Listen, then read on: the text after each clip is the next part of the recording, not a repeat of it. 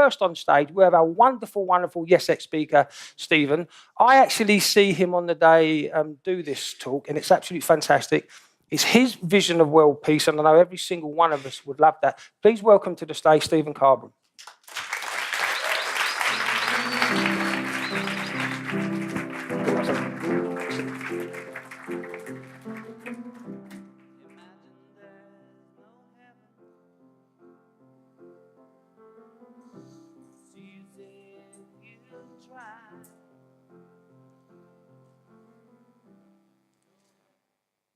I invite you all to take a moment.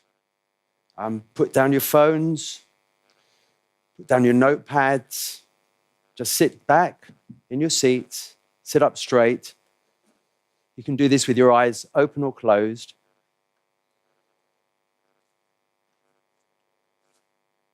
Try not to think about anything, just sit up straight, take a deep breath in and out. And just breathe for a while, nothing else.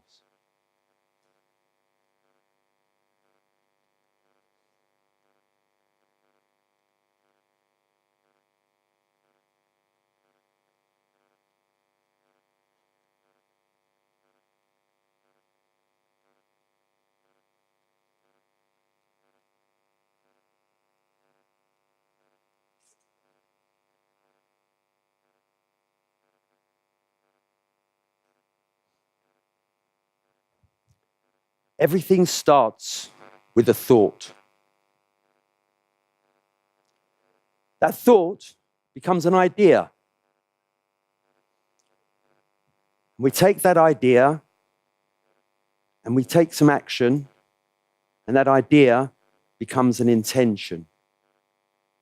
And as we take action and put it out into the world, our universe around us comes and helps that intention become a reality. Some people call it synchronicity. Some people call it coincidence.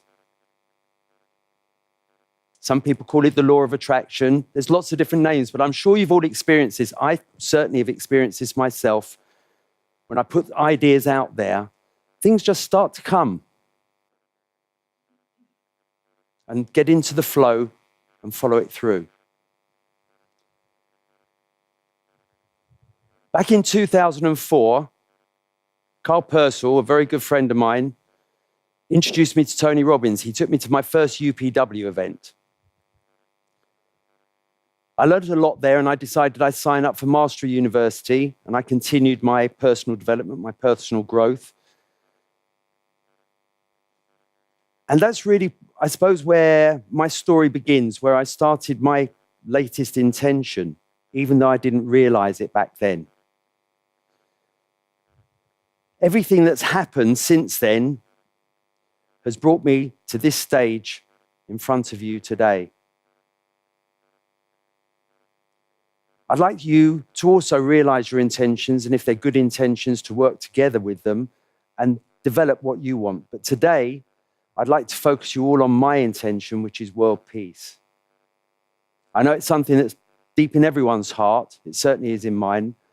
And lots of things have happened to me, certainly over the last few months, since I last spoke to you all, to promote that and push that further forward. But I'm going to go back a little bit, because not everyone in this room was there when I spoke at the last YESx. So in 2004, I went to Tony Robbins, and I had a dream at that time that I wanted to leave the UK. I wanted to live on the beach. I wanted to have a nice lifestyle. I wanted a more peaceful lifestyle. Living in London was time to move out. And amazingly, just after UPW, I got an offer to move out of England. But it wasn't a beach, it was Moscow, Russia. The climate wasn't exactly what I expected. And to be honest, it was an amazing learning experience. I spent 11 and a half years there, a real education. What I did is I stepped through the Iron Curtain, and I realized through personal experience that the enemy doesn't live on the other side.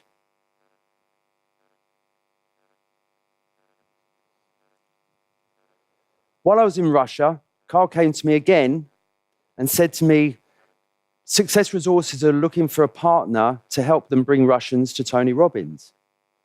I thought this is a great opportunity. This is a great opportunity to promote Tony Robbins in Russia, to bring people from Russia to his events and let them take back the message that I knew so strongly was such an important message to me and something that really was helping me in my life. So I did this. I got together with another good friend of mine, Gil, and his wife, Katia, and we brought 25 people to the Tony Robbins event in 2013. And this has carried on, and Gil and Katia have actually now managed to bring this last year 1,600 Russians, the biggest contingent of foreign visitors to Tony Robbins UPW. We truly are bringing East and West together. We have Tony Robbins coming to Moscow in September this year. It's something that I couldn't have dreamed of 2-3 years ago. But it's happening because we made it an intention.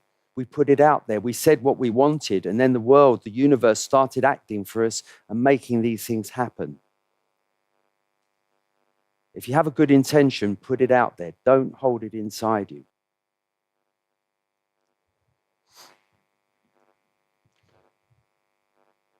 My journey from Russia has taken me to Spain now, and I'm living there.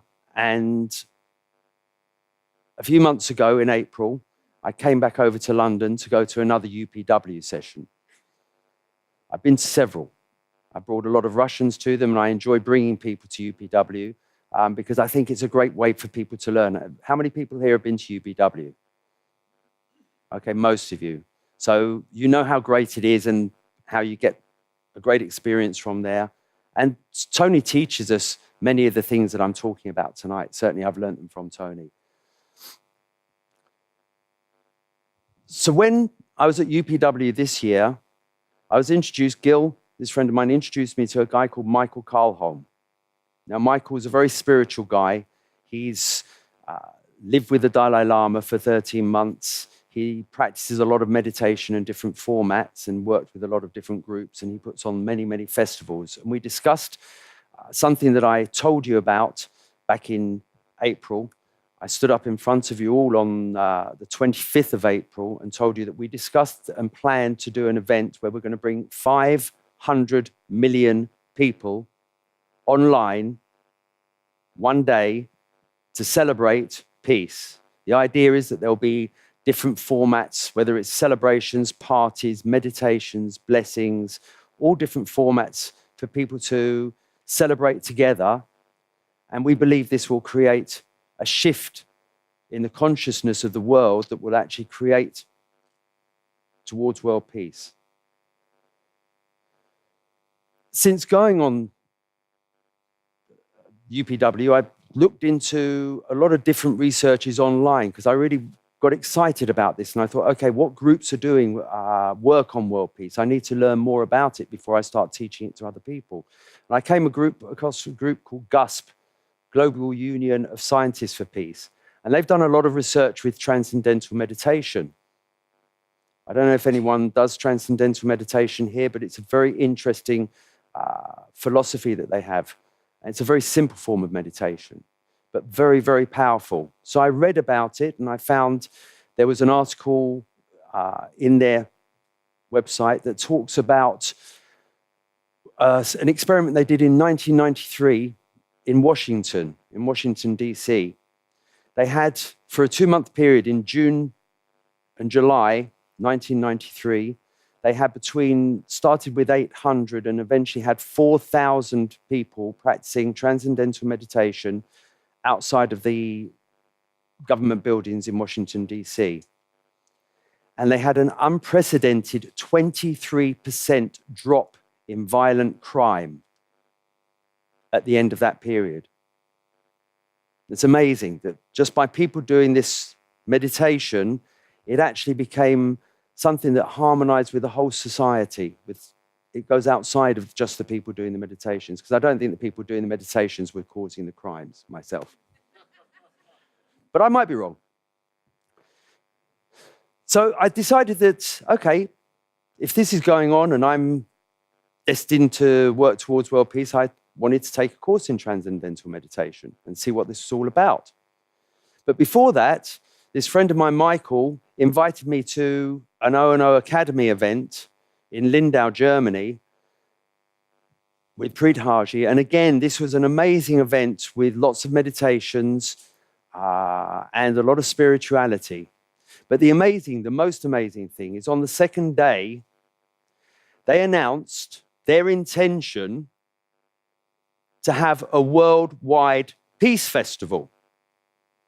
Now, I'm sitting there with Michael in the front row. We had an amazing invitation to have front row seats. And I looked at him and I said, they're doing what we've already planned to do. And he said, I know, it's amazing, like the synchronicity. And they are planning it for this August. It's going to happen from the 9th to the 19th of August. And I'm going to invite all of you to get involved, however you can. Now, we're going to take names.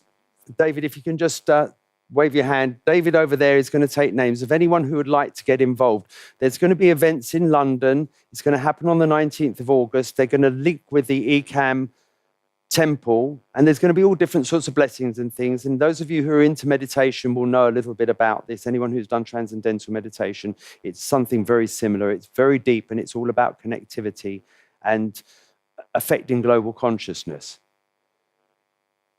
If you can't get involved by going there, or you don't believe in meditation, or you have different thoughts, all I can suggest to you is, please, on the 19th of August this year, take a moment out and think about something peaceful. Do something peaceful yourself. Step out of your box a little bit. I've got a very good friend of mine here who's celebrating his birthday. He's come all the way down from Leeds. Timothy, if you'd just like to stand up 1 second. This guy, Timothy has just been awarded a doctorate for his efforts on peace. Time for world peace.